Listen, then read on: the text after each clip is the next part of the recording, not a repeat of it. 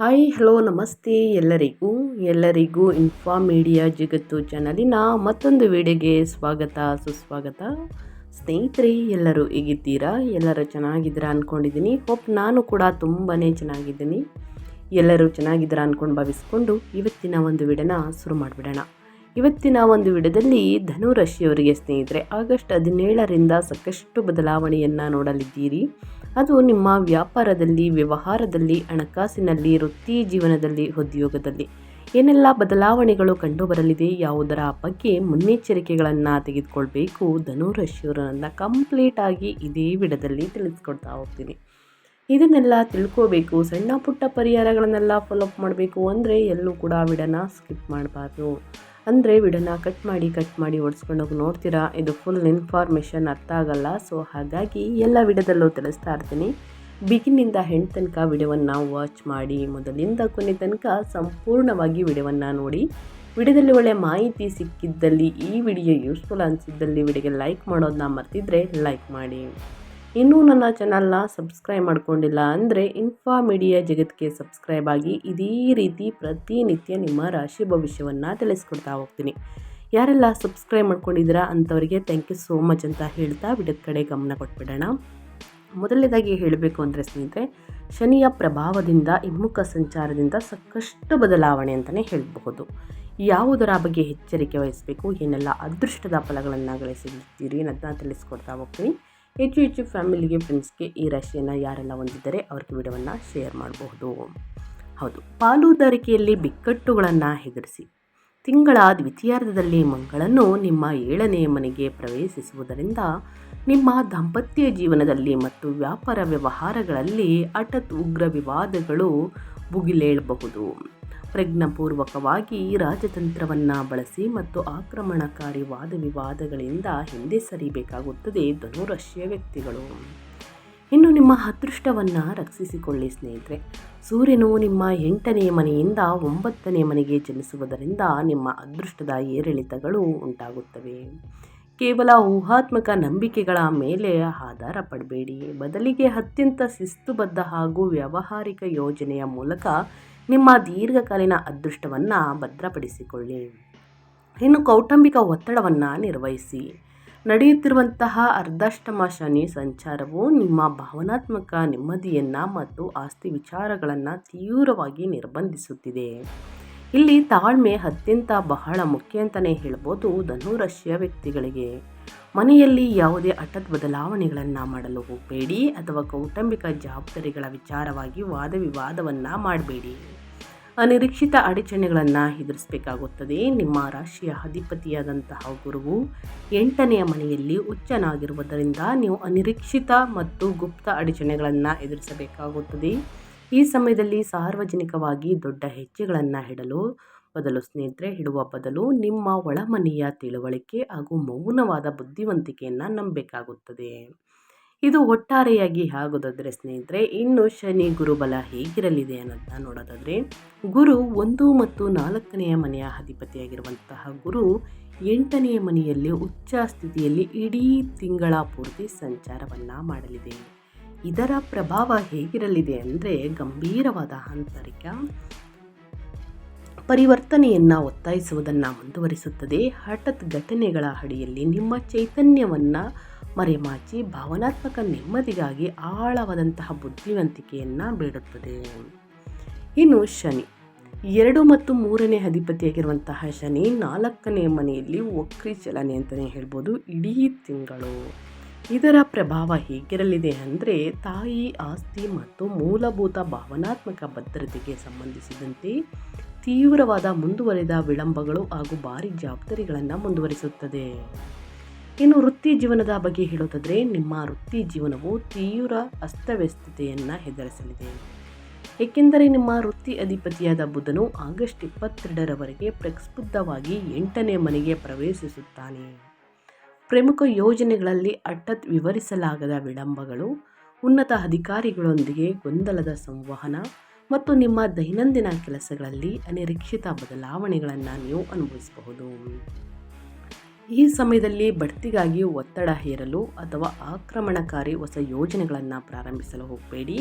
ಈ ಅದೃಷ್ಟದ ಜೊತೆಗೆ ನಿಮ್ಮ 10ನೇ ಮನೆಯಲ್ಲಿರುವ ನೀಚ ಶುಕ್ರನು ಕಚೇರಿಯಲ್ಲಿ ಕುಲಕ್ಷ ಸ್ಪರ್ಧೆಯನ್ನು ಸೃಷ್ಟಿಸಿ ನಿಮ್ಮ ವೃತ್ತಿಪರ ಆಕರ್ಷಣೆಯನ್ನು ಕುಂದಿಸುತ್ತಾನೆ. ತೆರೆಮರೆಯಲ್ಲಿ ಮೌನವಾಗಿ ಮತ್ತು ಎಚ್ಚರಿಕೆಯಿಂದ ಕೆಲಸ ಮಾಡುವುದರ ಮೇಲೆ ಮಾತ್ರ ನೀವು ಸಂಪೂರ್ಣ ಗಮನ ಹರಿಸಬೇಕಾಗುತ್ತದೆ. ನಿಮ್ಮ 4ನೇ ಮನೆಯಲ್ಲಿರುವಂತಹ ಅರ್ಧಾಷ್ಟಮ ಶನಿಯ ನಿರಂತರ ಒತ್ತಡವು ನಿಮ್ಮ ಭಾವನಾತ್ಮಕ ಶಕ್ತಿಯನ್ನು ಇರುವುದು ಮುಂದುವರೆದಿದೆ. ಇದರಿಂದಾಗಿ ಒತ್ತಡದ ಕೆಲಸದ ದಿನದ ನಂತರ ನೆಮ್ಮದಿ ಕಂಡುಕೊಳ್ಳಬಹುದು. ಬಹಳ ಕಷ್ಟವಾಗುತ್ತದೆ. ಅಲ್ಲದೆ ಆಗಸ್ಟ್ 17ರವರೆಗೆ ಸೂರ್ಯನು ನಿಮ್ಮ 8ನೇ ಮನೆಯಲ್ಲಿ ಸಂಚರಿಸುತ್ತಿರುವುದರಿಂದ ನಿಮ್ಮ ಮೇಲಧಿಕಾರಿಗಳೊಂದಿಗೆ ಗುಪ್ತ ಅಹಂ ಘರ್ಷಣೆಗಳು ಉಂಟಾಗಬಹುದು. ನಿಮ್ಮ ಗಡಿಗಳನ್ನು ಮೃದುವಾಗಿ ಆದರೆ ದೃಢವಾಗಿ ವ್ಯಕ್ತಪಡಿಸಲು ನಿಮ್ಮ 3ನೇ ಮನೆಯಲ್ಲಿರುವ ರಾಹುವಿನ ಅಸಾಧಾರಣ ಧೈರ್ಯವನ್ನು ನೆಚ್ಚಿಕೊಳ್ಳಿ. ತಿಂಗಳ ಕೊನೆಯಲ್ಲಿ ಬುಧ ಮತ್ತು ಸೂರ್ಯನು 9ನೇ ಮನೆಗೆ ಪ್ರವೇಶಿಸಿದಾಗ ಸ್ಪಷ್ಟತೆ ನಿಧಾನವಾಗಿ ಮರಳುತ್ತದೆ. ಆದರೆ ಅಲ್ಲಿಯವರೆಗೆ ವೃತ್ತಿ ಜೀವನದಲ್ಲಿ ಹೆಚ್ಚು ರಕ್ಷಣಾತ್ಮಕ ಧೋರಣೆಯನ್ನು ತಳೆಯುವುದು ನಿಮ್ಮ ಏಕೈಕ ಸುರಕ್ಷಿತ ಮಾರ್ಗವಾಗಿದೆ ಅಂತಲೇ ಹೇಳಬಹುದು. ಇನ್ನು ವ್ಯಾಪಾರ ಸ್ವಯಂ ಉದ್ಯೋಗದ ಬಗ್ಗೆ ಹೇಳೋದಾದರೆ ಉದ್ಯಮಿಗಳು ಪಾಲುದಾರಿಕೆಗಳು ಮತ್ತು ಮಾತುಕತೆಗಳ ವಿಷಯದಲ್ಲಿ ಅತ್ಯಂತ ಅಸ್ಥಿರವಾದಂತಹ ಅವಧಿಯನ್ನು ಪ್ರವೇಶಿಸುತ್ತಿದ್ದಾರೆ. ಆಗಸ್ಟ್ ತಿಂಗಳಲ್ಲಿ ಸ್ನೇಹಿತರೆ, ಮಂಗಳನು ನಿಮ್ಮ 7ನೇ ಮನೆಗೆ ಬಲವಾಗಿ ಪ್ರವೇಶಿಸಿ ನಿಮ್ಮ ವ್ಯಾಪಾರ ಪಾಲುದಾರರು ಅಥವಾ ಪ್ರಮುಖ ಗ್ರಾಹಕರೊಂದಿಗೆ ತೀವ್ರ ಹಾಗೂ ಆಕ್ರಮಣಕಾರಿ ವಾದ ವಿವಾದಗಳನ್ನು ಹುಟ್ಟುಹಾಕುತ್ತಾನೆ. ನಿಮ್ಮ ಅಹಂಕಾರವನ್ನು ಬದಿಗಿಟ್ಟು ವಿಪರೀತ ರಾಜತಂತ್ರವನ್ನು ಅನುಸರಿಸಬೇಕು. ಏಕೆಂದರೆ ಈ ಬಿಸಿ ಜಗಳಗಳಲ್ಲಿ ತೊಡಗಿಕೊಳ್ಳುವುದು ನಿಮ್ಮ ದೀರ್ಘಕಾಲೀನ ಒಪ್ಪಂದಗಳಿಗೆ ತೀವ್ರ ಹಾನಿ ಮಾಡಬಹುದು. ತಿಂಗಳ ಮಧ್ಯದಿಂದ ಬುಧನು 8ನೇ ಮನೆಯಲ್ಲಿ ಸಂಚರಿಸುವುದು ಜಂಟಿ ಬಂಡವಾಳದ ವಿಚಾರದಲ್ಲಿ ಹಠಾತ್ ಗುಪ್ತ ಸಮಸ್ಯೆಗಳು ಅಥವಾ ಅನಿರೀಕ್ಷಿತ ಕಾನೂನು ಅಡೆತಡೆಗಳು ಎಚ್ಚರಿಕೆಯನ್ನು ನೀಡುತ್ತದೆ. ವಿನಾಶಕಾರಿ ಆರ್ಥಿಕ ತಪ್ಪುಗಳನ್ನು ತಡೆಯಲು ಎಲ್ಲ ಕಾರ್ಪೊರೇಟ್ ಒಪ್ಪಂದಗಳನ್ನು ಅತ್ಯಂತ ಎಚ್ಚರಿಕೆಯಿಂದ ಪರಿಶೀಲಿಸಿ. ಪ್ರಸ್ತುತ ವಾಣಿಜ್ಯ ವಾತಾವರಣವು ಕಷ್ಟಕರವಾಗಿದ್ದರೂ 8ನೇ ಮನೆಯಲ್ಲಿ ಉಚ್ಚನಾಗಿರುವಂತಹ ನಿಮ್ಮ ರಾಶಿಯ ಅಧಿಪತಿ ಗುರುಗ್ರಹದಿಂದ ಆಳವಾದಂತಹ ಮತ್ತು ಮರೆಮಾಚಲ್ಪಟ್ಟಂತಹ ಶಕ್ತಿಯನ್ನು ನೀವು ನಂಬಬೇಕು. ಈ ಪ್ರಬಲ ಸಂಚಾರವು ಆಕರ್ಷಕವಾದ ತಕ್ಷಣದ ಲಾಭಗಳಿಂದ ಆಳವಾದಂತಹ ದೀರ್ಘಕಾಲೀನ ಉಳಿವಿನ ಮೇಲೆ ಗಮನ ಹರಿಸಿ ನಿಮ್ಮ ವ್ಯಾಪಾರ ಮಾದರಿಯನ್ನು ಮೂಲಭೂತವಾಗಿ ಮರುರೂಪಿಸಿಕೊಳ್ಳುವಂತೆ ಒತ್ತಾಯಿಸುತ್ತದೆ. ನಿಮ್ಮ 9ನೇ ಮನೆಯಲ್ಲಿರುವಂತಹ ಕೇತುವು ನಿಮ್ಮ ಅದೃಷ್ಟವನ್ನು ಮುತ್ತಿಕೊಳ್ಳುವುದನ್ನು ಮುಂದುವರಿಸುವುದರಿಂದ ಹಠಾತ್ ಊಹಾತ್ಮಕ ಅದೃಷ್ಟವನ್ನು ನಂಬಬೇಡಿ. 3ನೇ ಮನೆಯಲ್ಲಿರುವಂತಹ ರಾಹುವಿನ ನವೀನ ಶಕ್ತಿಯನ್ನು ಬಳಸಿ ಅಸಾಂಪ್ರದಾಯಿಕ ಮಾರುಕಟ್ಟೆ ತಂತ್ರಗಳನ್ನು ರೂಪಿಸಿ. ಆದರೆ ಈ ಅತ್ಯಂತ ಸವಾಲಿನ ಆಗಸ್ಟ್ ತಿಂಗಳ ಉದ್ದಕ್ಕೂ ನಿಮ್ಮ ಕಾರ್ಯಾಚರಣೆಯ ಅಪಾಯಗಳನ್ನು ಗಟ್ಟಿಯಾಗಿ ನಿರ್ಬಂಧಿಸಿ. ಯಾವುದೇ ದುಡುಕಿನ ನಿರ್ಧಾರಗಳನ್ನು ತೆಗೆದುಕೊಳ್ಬೇಡಿ. ಪರಿಣಿತರ ಸಲಹೆಗಳನ್ನು ತೆಗೆದುಕೊಳ್ಳಿ. ಹಿರಿಯರ ಮಾರ್ಗದರ್ಶನದಿಂದ ಪಾಲುದಾರಿಕೆಗೆ ಸಹಿಯನ್ನು ಹಾಕುವುದು ಅಥವಾ ಯಾವುದೇ ಒಂದು ಸಹಿಯನ್ನು ಹಾಕಬೇಕಾದ್ರೆ 2-3 ಬಾರಿ ಯೋಚಿಸಿ ಸಹಿಯನ್ನು ಹಾಕಿ ಓದಿದ ನಂತರವೇ ಸಹಿಯನ್ನು ಹಾಕುವುದು ಉತ್ತಮವಾಗಿರುತ್ತದೆ. ಇನ್ನು ಆರ್ಥಿಕ ಸ್ಥಿತಿ ಮತ್ತು ಧನಲಾಭದ ಬಗ್ಗೆ ಹೇಳೋದಾದರೆ ಈ ತಿಂಗಳ ಆರ್ಥಿಕ ಸ್ಥಿರತೆಗೆ ಅಪಾರ ಎಚ್ಚರಿಕೆಯ ಮತ್ತು ಕಟ್ಟುನಿಟ್ಟಾದ ರಕ್ಷಣಾತ್ಮಕ ಯೋಜನೆ ಅಗತ್ಯವಿರುತ್ತದೆ. 8ನೇ ಮನೆಯಲ್ಲಿ ಹುಚ್ಚ ಗುರುವಿನ ಸಂಚಾರವು ಮುಂದುವರೆದಿರುವುದು ಹಠಾತ್ ಗುಪ್ತ ಘಟನೆಗಳ ಮೂಲಕ ನಿಮ್ಮ ಸಂಪತ್ತಿನ ಮೇಲೆ ಭಾರಿ ಪ್ರಭಾವ ಬೀರುತ್ತದೆ. ಇದು ಅನಿರೀಕ್ಷಿತ ತೆರಿಗೆ ಹೊರೆಗಳು, ಜಟಿಲವಾದ ಪಿತ್ರಾರ್ಜಿತ ಸಮಸ್ಯೆಗಳು ಅಥವಾ ನಿಮ್ಮ ಉಳಿತಾಯದ ಬಲವಂತವಾದ ಪುನರ್ರಚನೆ ಎಂದರ್ಥವಾಗಬಹುದು.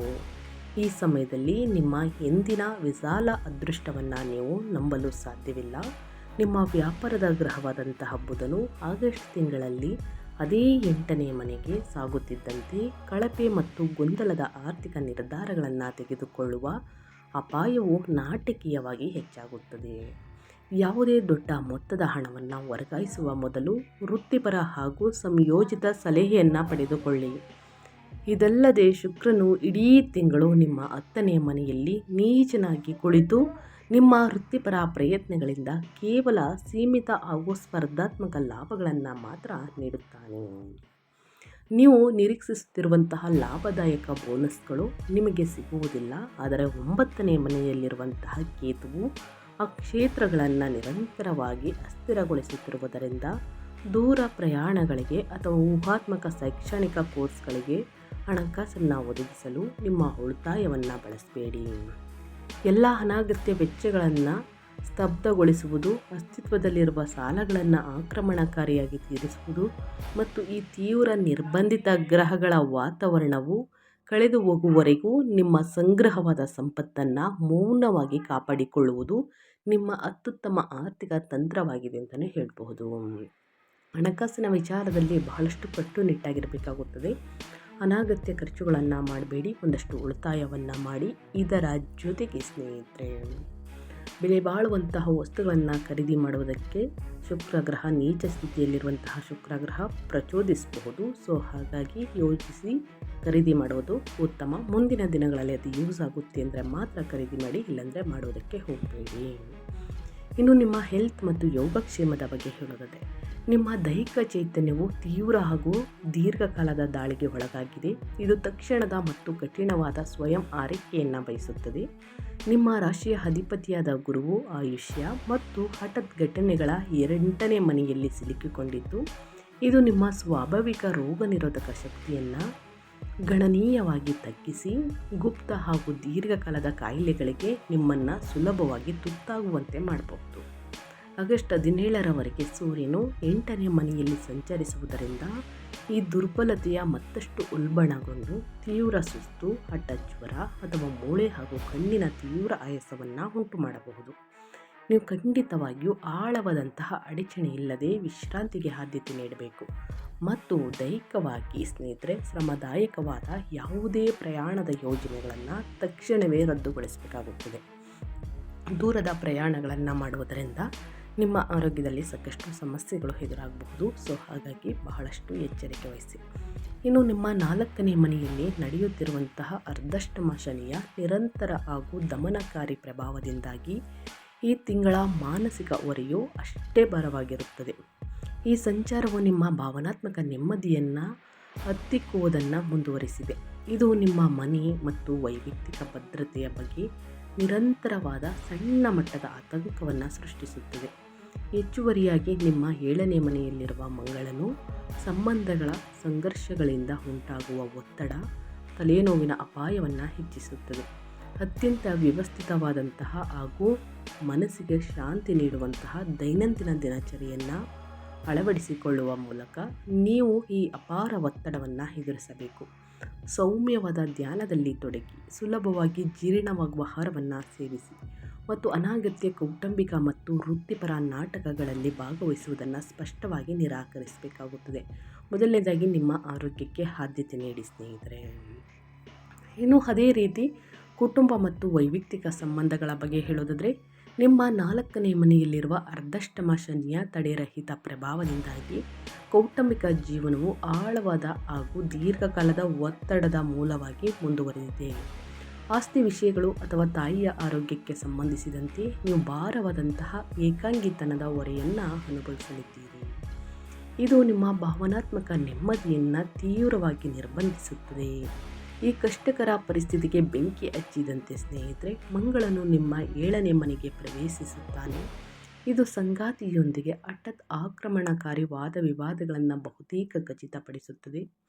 ಜಗಳದಲ್ಲಿ ಗೆಲ್ಲುವುದಕ್ಕಿಂತ ಪರಿಸ್ಥಿತಿಯನ್ನು ತಿಳಿಗೊಳಿಸುವುದನ್ನು ನೀವು ಸಕ್ರಿಯವಾಗಿ ಆರಿಸಿಕೊಳ್ಳಬೇಕು.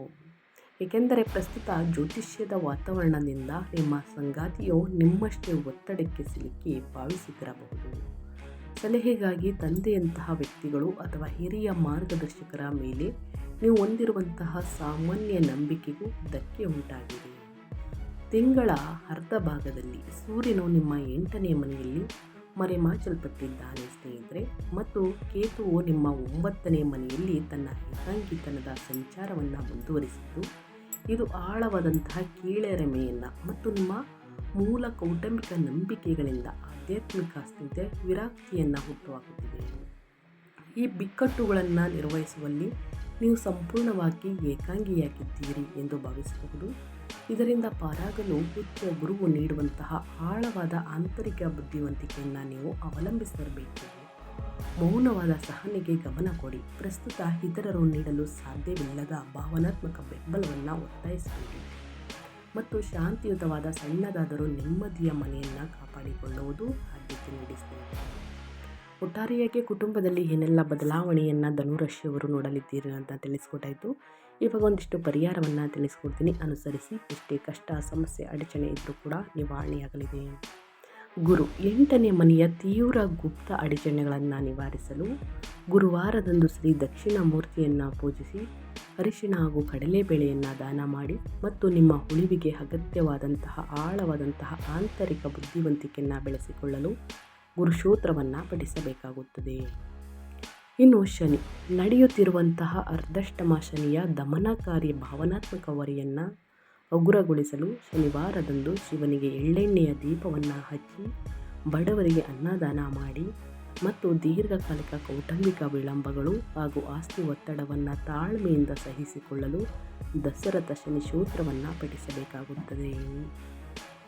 ಇನ್ನು ಸೂರ್ಯ ನಿಮ್ಮ ಕುಸಿದಿರುವ ಚೈತನ್ಯ ಮತ್ತು ಮರೆಮಾಚಲ್ಪಟ್ಟಂತಹ ಅದೃಷ್ಟವನ್ನು ನಿಧಾನವಾಗಿ ಮರುನಿರ್ಮಿಸಲು ಪ್ರತಿ ಭಾನುವಾರ ಸೂರ್ಯೋದಯದ ಸಮಯದಲ್ಲಿ ಸೂರ್ಯನಿಗೆ ಅರ್ಘ್ಯವನ್ನು ನೀಡಿ ಅಂದರೆ ಅರ್ಪಿಸಿ ಗೋಧಿ ಮತ್ತು ಬೆಲ್ಲವನ್ನು ದಾನ ಮಾಡಿ ಹಾಗೂ ಹಠಾತ್ ಅಧಿಕಾರ ಸಂಘರ್ಷಗಳನ್ನು ಎದುರಿಸಲು ಮತ್ತು ನಿಮ್ಮ ದೈಹಿಕ ಆರೋಗ್ಯವನ್ನು ರಕ್ಷಿಸಲು ಆದಿತ್ಯ ಹೃದಯ ಸ್ತೋತ್ರವನ್ನು ಪಠಿಸಬೇಕಾಗುತ್ತದೆ. ಧನುರಾಶಿಯವರು ಈ ಸಣ್ಣ ಪುಟ್ಟ ಪರಿಹಾರದಿಂದನೇ ದೊಡ್ಡ ಸಮಸ್ಯೆಗಳ ನಿವಾರಣೆಯಾಗಲಿದೆ. ಸೊ ಹಾಗಾಗಿ ತಪ್ಪದೆ ಈ ಸಣ್ಣ ಪುಟ್ಟ ಪರಿಹಾರವನ್ನು ಮಾಡಿ ಅಂತ ಹೇಳ್ತಾ ನಾನು ವಿಡಿಯೋವನ್ನು ಎಂಡ್ ಮಾಡ್ತಾ ಇದ್ದೀನಿ. ಇವತ್ತಿನ ಒಂದು ವಿಡಿಯೋದಲ್ಲಿ ಸಂಪೂರ್ಣ ಮಾಹಿತಿ ಸಿಕ್ಕಿದ್ದಲ್ಲಿ, ಈ ವಿಡಿಯೋ ಯೂಸ್ಫುಲ್ ಅನಿಸಿದ್ದಲ್ಲಿ ವಿಡಿಯೋಗೆ ಲೈಕ್ ಮಾಡೋದನ್ನ ಮರ್ತಿದ್ರೆ ಲೈಕ್ ಮಾಡಿ. ಇನ್ನೂ ನನ್ನ ಚಾನಲ್ನ ಸಬ್ಸ್ಕ್ರೈಬ್ ಮಾಡ್ಕೊಂಡಿಲ್ಲ ಅಂದರೆ ಇನ್ಫಾ ಮೀಡಿಯಾ ಜಗತ್ತಿಗೆ ಸಬ್ಸ್ಕ್ರೈಬ್ ಆಗಿ ನಿಮ್ಮ ಅಭಿಪ್ರಾಯಗಳನ್ನು ಕಮೆಂಟ್ ಬಾಕ್ಸಲ್ಲಿ ತಿಳಿಸ್ಬೋದು. ಯಾರೆಲ್ಲ ಸಬ್ಸ್ಕ್ರೈಬ್ ಮಾಡ್ಕೊಂಡಿದ್ರೆ ಅಂಥವರಿಗೆ ಥ್ಯಾಂಕ್ ಯು ಸೋ ಮಚ್ ಅಂತ ಹೇಳ್ತಾ ನಿಮಗೂ ಮತ್ತು ನಿಮ್ಮ ಕುಟುಂಬಕ್ಕೆ ಒಳ್ಳೆಯದಾಗಲಿ. ಮತ್ತೊಂದು ವಿಡಿಯೋದಲ್ಲಿ ಸಿಗ್ತೀನಿ. Thank you for watching.